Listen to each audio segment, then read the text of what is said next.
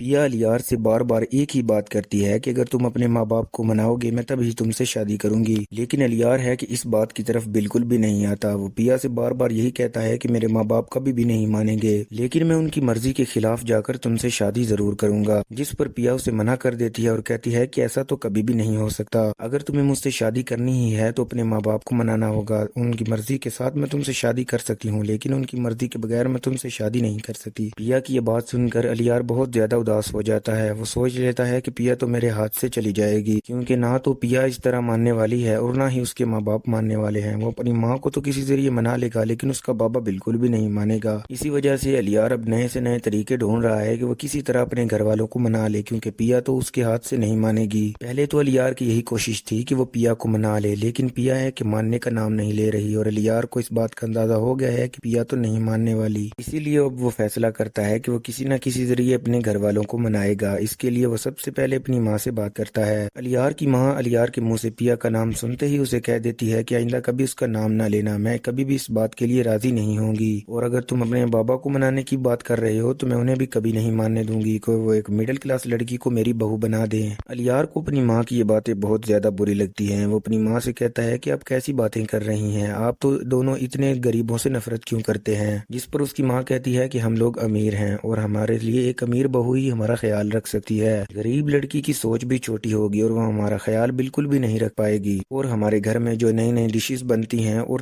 Fashion sense ہوتا ہے وہ ایک غریب لڑکی کیسے جان سکتی ہے؟ جس سے الیار کو اس بات کا کنفرم ہو جاتا ہے کہ اس کے ماں باپ کبھی بھی ایک مڈل کلاس لڑکی کو میری بیوی نہیں بننے دیں گے۔ اب وہ سوچ لیتا ہے کہ اب میرے پاس ایک ہی آپشن ہے، اور وہ ہے کہ میں اپنے بابا کو منا لوں۔ وہ اپنی ماں کو بتائے بغیر ہی بابا کے پاس چلا جاتا ہے اور بابا سے کہتا ہے کہ میری یہ خواہش ہے، اگر آپ پوری کر دیں تو۔ اس کا بابا سمجھ جاتا ہے کہ یہ ضرور پیا کے بارے میں بات کرنے آیا ہے، لیکن پھر بھی وہ سمجھتا ہے کہ شاید کوئی اور بات ہوگی، اسی لیے وہ کہتا ہے کہ بولو کیا بات ہے۔ الیار کہتا ہے کہ مجھے پیا سے شادی کرنی ہے، اور اگر آپ میری یہ بات مان لیں اور چاہے زندگی میں میری کوئی بات نہ مانے تو مجھے کوئی دکھ نہیں ہوگا۔ الیار کا باپ بھی یہی کہتا ہے کہ بس یہ خواہش چھوڑ کر میں تمہاری دنیا کی تمام خواہشیں پوری کر سکتا ہوں، لیکن اس خواہش میں تمہارا ساتھ نہیں دے سکتا۔ الیار اپنے بابا سے کہتا ہے کہ اگر آپ ایسا کریں گے تو میں گھر چھوڑ کر چلا جاؤں گا، سوچ لیں۔ الیار کے منہ سے ایسی بات سن کر اس کا باپ دنگ رہ جاتا ہے اور وہ کہتا ہے کہ مجھے سوچنے کا موقع دو۔ وہ الیار کی ماں کے پاس جاتا ہے، اسے کہتا ہے کہ ہمیں اس لڑکی کو قبول کر لینا چاہیے، جس پر الیار کی ماں کہتی ہے کہ آپ نے ایسا سوچ بھی کیسے لیا، ہم اس لڑکی کو کیسے قبول کر سکتے ہیں، بلکہ آپ تو اس سے نفرت کرتے ہیں اور آپ تو اس کے باپ سے بھی نفرت کرتے ہیں۔ کیا آپ بھول گئے ہیں کہ جب ہم رشتہ لینے گئے تو اس کے باپ نے کیسے ہم دونوں کو بے عزت کر کے گھر سے نکالا تھا؟ جس پر الیار کا باپ کہتا ہے کہ بات یہ نہیں، میں تو اب بھی ان سے نفرت کرتا ہوں، لیکن الیار مجھے دھمکی دے رہا ہے کہ وہ گھر چھوڑ کر چلا جائے گا، اور خود ہی سوچو کہ ہم اس سے کتنی محبت کرتے ہیں، وہ ہمارے بڑھاپے کا سہارا ہے، اگر وہ ہمیں چھوڑ کر چلا گیا تو بعد میں ہمارا کیا